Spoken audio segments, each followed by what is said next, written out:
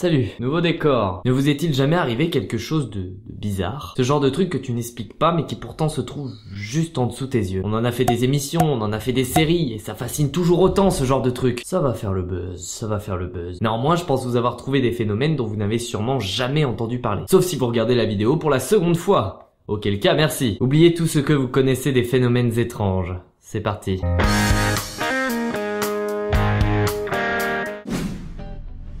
Kalachi, une toute petite ville du Kazakhstan, est victime depuis 2010 d'une épidémie de sommeil. 120 personnes sont allées à l'hôpital pour s'être endormies spontanément, notamment dans la rue, pour des durées d'entre 2 et 6 jours. Et lorsque ces personnes se réveillent de ces mini-comas, elles ne se souviennent de rien. Elles sont souvent victimes de maux de tête, d'hallucinations ou de forte fatigue, mais rien qui explique vraiment cela. Certains ont évoqué le fait que la ville soit entourée d'anciens cimetières d'uranium. Le sol s'étant percé avec les années, de petites poches de gaz sortiraient et intoxierait les habitants. Et si cette solution semble plutôt logique et nous permettrait de nous défouler contre Big Brother, j'ai une autre solution qui va encore plus vous plaire. Déjà, élément perturbateur, les animaux présents dans la city n'ont pas été touchés par ce phénomène, ce qui peut démentir les gaz. Une petite ville de 600 habitants, coincée au fin fond du Kazakhstan, juste à côté de la Russie, avec un phénomène de destruction massive encore non élucidé. Complot russe, américain, syrien, iranien, israélo-palestinien, on a que l'embarras du choix. Bonjour, je viens passer mon test d'urine.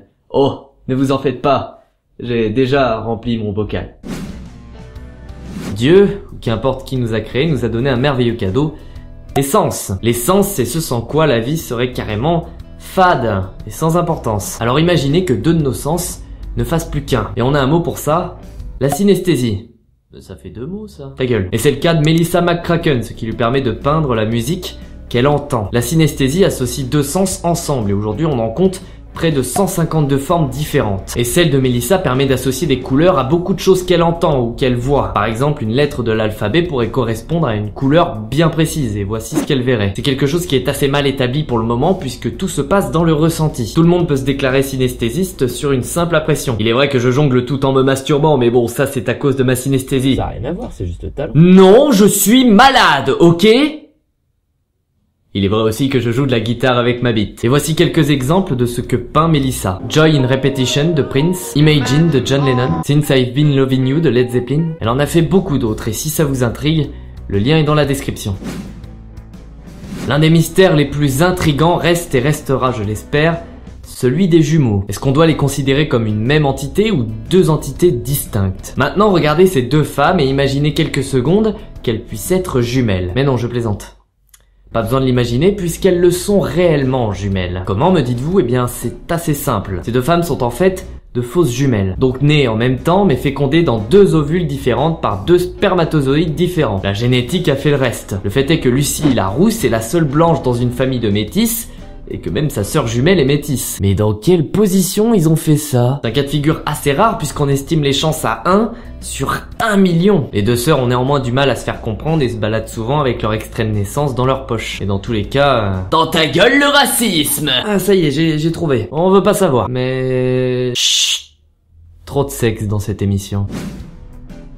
Si vous avez déjà épluché un oignon, vous connaissez déjà ce sentiment d'impuissance de la petite larme qui coule au coin de la joue. Je te parie que je ne pleure même pas. Ah putain! Et si vous êtes dans ce cas-là, j'ai peut-être trouvé une solution. Une équipe de chimistes aurait inventé l'oignon qui ne fait pas pleurer. Et au contraire, il aurait même tendance à faire rigoler ceux qui le cuisinent. House Food Group, c'est le nom de la société, aurait réussi à neutraliser les effets négatifs de l'oignon. Mais en plus de ne pas faire pleurer, cet oignon 2.0 ne provoquerait ni mauvaise haleine, ni odeur forte sur les mains. Comment c'est possible? Bah, vous vous doutez bien que c'est pas très nature tout ça. Les chercheurs ont tout simplement bloqué les enzymes en les irradiant et en les bombardant d'ions. Monsanto est ton ami! En plus d'être dangereux pour la santé, détruire l'odeur de l'oignon le rend vulnérable dans un milieu naturel. Les insectes vont s'en donner à cœur joie, à savoir que l'odeur est pas faite pour vous faire plaisir, elle est faite pour éloigner les prédateurs. Donc si vous ne la supportez pas, bah n'en mangez pas. Prédateur. Pour l'instant, pas de date de sortie ni de prix pour l'oignon qui fait rire. Le premier de nous 2 qui rira aura une tapette. Oh non! Pas l'oignon!